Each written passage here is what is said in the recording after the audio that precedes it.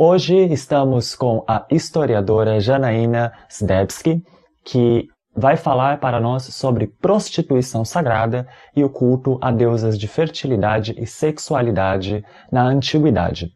Esse foi o tema da dissertação dela em seu mestrado em História pela Universidade Federal de Santa Catarina. A questão da prostituição sagrada é muito polêmica de se debater, né? Tem alguns trabalhos aqui no Brasil já sobre o assunto, mas ainda assim é um tema que muitas vezes é julgado de anacronismo. Porque quando a gente fala em prostituição sagrada, a gente não pode pensar que a gente está falando sobre a prostituição como a gente conhece hoje, né? Envolve muito mais coisa e para isso a gente precisa entender um contexto antigo de culto a deusas da sexualidade e da fertilidade que aconteceu principalmente na região do Crescente Fértil, que atualmente é ali onde estão o Iraque, a Palestina, parte do Egito, e que antes eram povos da Mesopotâmia, os povos egípcios, os cananeus que habitavam essa região. E como a gente sabe, a maioria desses povos adoravam um panteão, né, de deuses e deusas, e sempre algumas delas estavam relacionadas a arquétipos de sexualidade e de fertilidade. Então o que a gente passou a chamar de prostituição sagrada era um rito mesmo, um culto relacionado a essas deusas de sexualidade e de fertilidade. Um desses cultos que acontecia, por exemplo, era dedicado à deusa Inanna.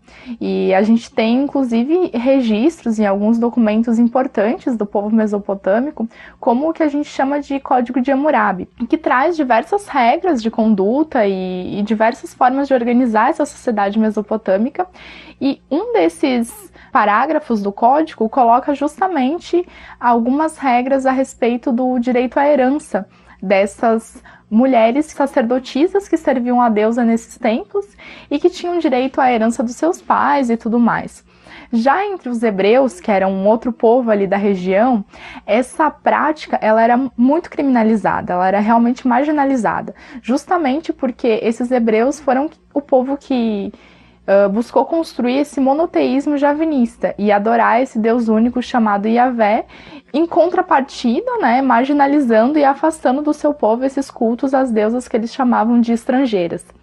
Então, quando a gente pega, por exemplo, o Antigo Testamento, a gente consegue encontrar indícios que essa prática de prostituição sagrada ou de culto a deusas da sexualidade, as mulheres que praticavam esse tipo de rito eram punidas. No livro de Jeremias, a gente tem uma passagem onde é descrita uma festa, que a gente poderia chamar hoje de uma festa pagã, de culto a esses deuses e deusas antigos. E esse povo que está promovendo essa festa é criminalizado ali entre os hebreus. Todos os elementos de culto são quebrados e essa festa é interditada.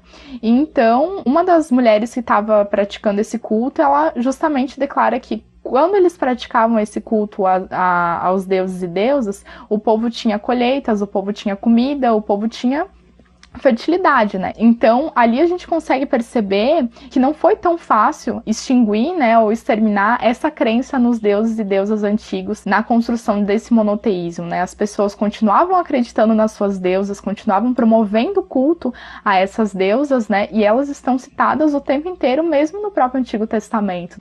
E, inclusive, nessa passagem mesmo de Jeremias, essa deusa a quem eles promoviam esse culto, ela é chamada de Rainha dos Céus, que é a mesma forma como a deusa Inanna aparece em diversas passagens dos seus mitos e dos seus cânticos. E esse rito era basicamente quando as mulheres iam até os templos dessas deusas, seja enquanto sacerdotisas que trabalhavam mesmo nesse templo, ou seja, para cumprir esse rito. E então essas mulheres tinham um intercurso sexual com um homem que passava pelo templo e recebiam dinheiro em troca disso que era deixado no templo. E esse rito servia para questões muito amplas, né? Não era só para algo que a gente pode pensar hoje em dia, que é a fertilidade humana, né? Gerar filhos ou coisas desse tipo. Era literalmente o equilíbrio do cosmos. Então era uma fertilidade relacionada à fertilidade dos campos, a garantir boas colheitas, garantir o funcionamento daquela sociedade. Então é um tema muito interessante de se debater, essa questão da prostituição sagrada, porque funciona como um fio condutor para que a gente possa compreender toda a questão de culto às deusas crenças antigas da sexualidade e da fertilidade, de relações políticas entre esses povos antigos, né, e como uns lidavam com esses cultos dos outros, e principalmente da relação desses povos com o cosmos, com a natureza e com a fertilidade e sexualidade, que eram atributos, né, dessas grandes deusas.